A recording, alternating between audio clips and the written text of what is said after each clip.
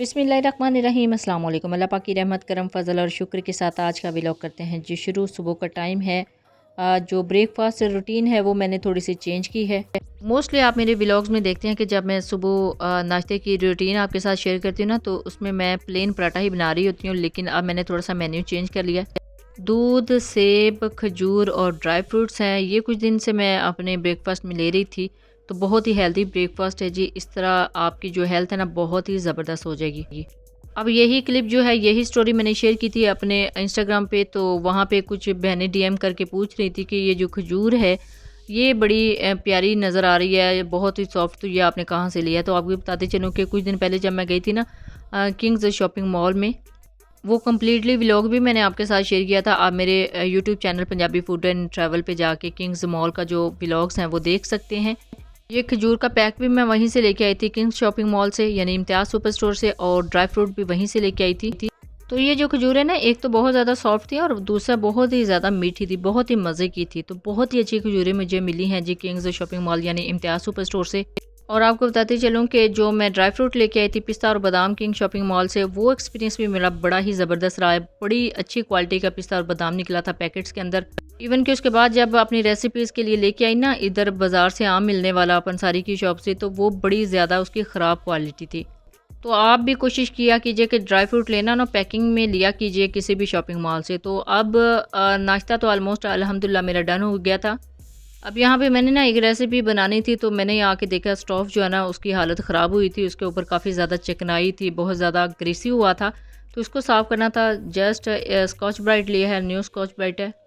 Just foamy की side पे ना मैंने जो बर्तन धोने वाला साबुन है ना वो लगा लिया है, वो सोप लगाया है। इवन के लोग यहाँ पे करते हैं, इसको साफ़ करते हैं लिक्विड सोप से, तो मैंने लिक्विड सोप यहाँ पे यूज़ नहीं किया, क्योंकि मुझे जस्ट इसकी ना थोड़ी सी ऊपर जो चिकनाई है ना, ग्रीस है ना, वो ख़त्म करनी थी। तो वो इस तरह भी आसानी के साथ ख़त्म हो सकती थी। अब जस्ट गीले कपड़े के साथ इसको साफ़ किया, इसके बाद तो बिल्कुल नीट एंड क्लीन मेरा स्टोव हो गया था अल्हम्दुलिल्लाह। आपके घरों में भी अगर इस तरह के स्टोव हैं तो आप भी इस तरह इसकी क्लीनिंग कर सकते हैं, डीप क्लीनिंग कर सकते हैं। लेकिन इस तरह के जो स्टोव होते हैं ना, उनका बस यही प्रॉब्लम होता है कि उसको साफ़ भी रखना पड़ता है। तो स्टोव एंड होब को साफ़ करना, डीप क्लीन करना इतना ज़्यादा मुश्किल नहीं है। जस्ट आपको थोड़ा सा टाइम निकालना पड़ेगा।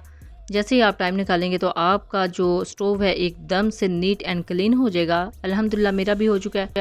तो देखिए जी, स्टोव साफ़ करने का जो आसान मेथड है वो भी मैंने आपके साथ शेयर कर दिया है। ये मेरा तो स्टेनलेस स्टील में है ना, इवन के ग्लास में हो तो वो भी आप इसी मेथड के साथ वॉश कर सकते हैं, साफ़ कर सकते हैं। अब यहाँ पे मैंने बनानी थी अपने लिए 1 कप टी। बिस्मिल्लाहिर्रहमानिर्रहीम। यहाँ पे मैंने पैन रख लिया है जी स्टोव के ऊपर, स्टोव को कर लिया ऑन। एज़ यूजुअल इसके अंदर ऐड करेंगे तकरीबन 1 टेबल स्पून पत्ती। थोड़ी सी कड़क चाय चाहिए थे मुझे। पत्ती के साथ ही मैं मोस्टली तो चीनी ऐड कर देती हूँ और साथ में सब्ज़ इलायची भी, और इसको पकने देती हूँ फिर 8 से 10 मिनट के लिए, ताकि अच्छे से ये ना बहुत अच्छे तरीके से पक जाए, इवन के कच्ची ना रह जाए। तो अगर आप इस तरह थोड़ा सा फेंटा लगाएंगे ना, इसको फेंटेंगे ना, तो इसका कलर भी बड़ा अच्छा निकलेगा और ये बहुत ही फ्लफ़ी हो जाएगी।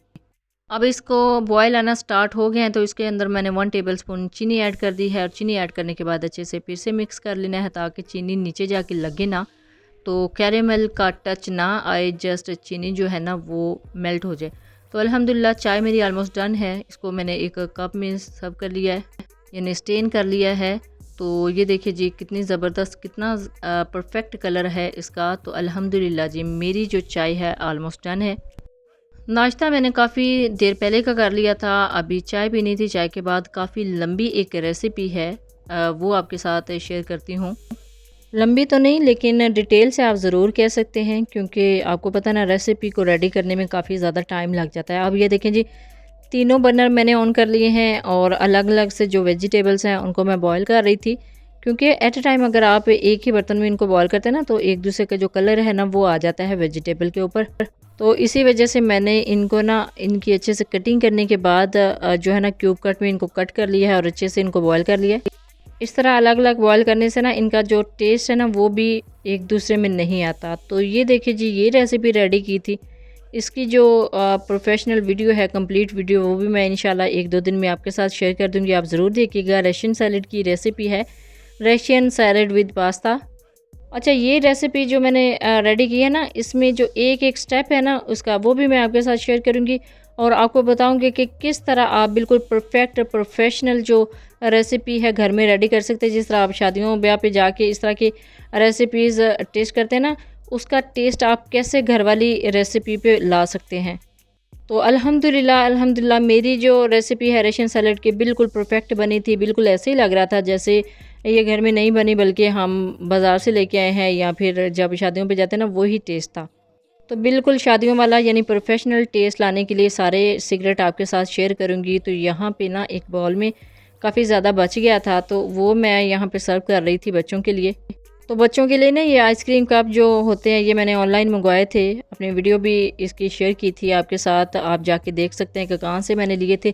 ये बच्चों के लिए कप्स लिए थे। इन कप में ना बड़ी आसानी के साथ, बड़े मज़े के साथ वो खा लेते हैं। अदरवाइज़ घर के बर्तनों में बच्चों को चीज़ इस तरह की सर्व करें तो वो माइंड कर जाते हैं। तो इसी वजह से मैंने इस तरह के जो सेट्स हैं ना, ये बाय कर लिए थे ताकि वो ना मज़े से इस तरह की चीज़ें जो है ना इंजॉय करें। तो मैं मोस्टली जो डेज़र्ट्स हैं ना, उनको इन्हीं कप्स के अंदर सर्व करती हूँ। वो बहुत ही शौक़ के साथ अपने अपने कलर चॉइस के मुताबिक कलर वाले कप जो हैं वो चूज़ करते हैं और अपनी जो रेसिपी होती है उसको एंजॉय करके खाते हैं। अब हो गई थी जी ऑलमोस्ट दोपहर, तो मैं गई थी बाजी के घर अपने ड्रेसेस लेने के लिए। ये मैंने डिज़ाइन करवाए हैं जी इस तरीके से सिंपल वे में।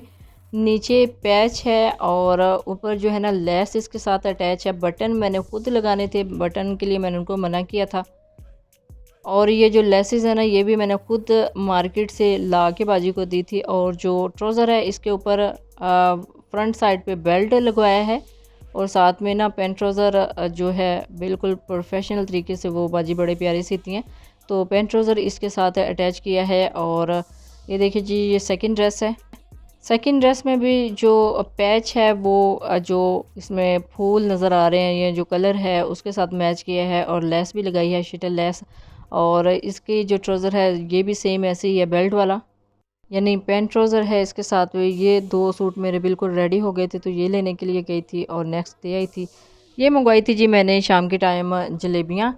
जलेबियाँ की खुशी में मैं आपको बताती चलूँ कि मैंने ना स्नैक अपने स्नैक जो अकाउंट है ना, स्नैक ऐप पे मेरा जो अकाउंट है पंजाबी फूड एंड ट्रैवल के नाम से, वहाँ पे शायद वीडियोस काफ़ी ज़्यादा मैं अपलोड कर चुकी हूँ, लेकिन मेरी शायद कोई वीडियो वायरल हुई थी, उसके मुझे मिले थे 115 रुपीज़। अब 115 रुपीज़ जो है ना वो विड्रॉ नहीं हो सकते थे, इस वजह से मैंने 110 रुपये विड्रॉ करवा लिए थे और उसकी मंगवा ली थी अल्हम्दुलिल्लाह जलेबियाँ। और जलेबियाँ फिर सारी फैमिली में डिवाइड की थी, जो घर में जो अवेलेबल थे उनमें। तो अच्छा लगता है इस तरह का, अगर रिवॉर्ड मिलता रहे तो इस तरह इंजॉय जो है ना हम कर सकते हैं अल्हम्दुलिल्लाह। तो कैसा लगा जी आपको मेरा आज का व्लॉग? इस बारे में अपना फीडबैक ज़रूर दीजिएगा, दुआ में ज़रूर याद रखिएगा। अल्लाह हाफ़िज़, थैंक्स फॉर वॉचिंग।